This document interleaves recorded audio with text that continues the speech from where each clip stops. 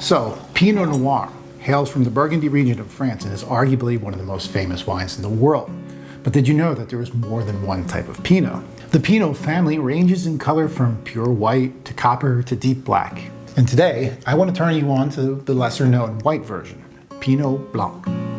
The Pinot family of grapes has been around for almost 2,000 years, and like many plants, they adapt and they mutate in their environment. So it's said that there are about 1,000 different types of Pinot in the world today. The two grapes you probably know best are Pinots Noir and Gris, or Grigio. Noir obviously has black skin, and Gris is kind of an in-between copper color, hence the name of Gris, which means gray. Pinot Blanc, as you may have guessed, is a white grape. And even though Pinot Blanc comes from Burgundy, Chardonnay is actually the more popular white grape. It's north of Burgundy in the French region of Alsace and across the border in Germany that the grape really gets its due.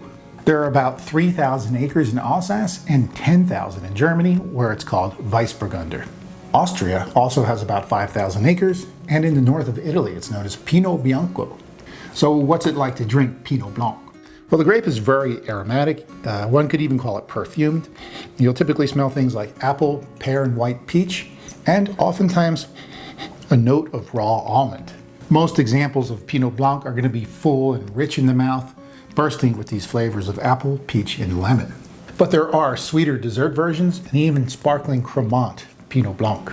Pinot Blanc is best enjoyed young, so it's rare to see barrel aging. Sometimes you'll see oak-aged versions that just deliver an extra layer of spice and vanilla. So knowing that this grape is popular in Germanic and Alpine regions, that kind of helps to inform what kind of foods to pair with it.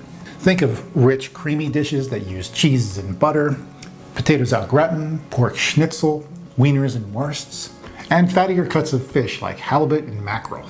Like many of these lesser-known wines that we cover in this series, the price is typically based on popularity and availability. In most cases, you can get a great Pinot Blanc for around $15, but they can go above $30 for something that's a little more artisanal. The grape is well traveled and it grows all over the world these days, so you can actually find Pinot Blanc from Hungary and Croatia to California and Australia. So thanks so much for joining me today, and I hope you get a chance to try some Pinot Blanc or Weissburgunder, and if and when you do, be sure to leave me some thoughts and comments in the section below this video. If you like what I'm doing here and the information that I'm providing about wine, spirits, and food pairings, be sure to subscribe, like, and share these videos with your friends too. I'll see you for the next new and interesting wine. Cheers.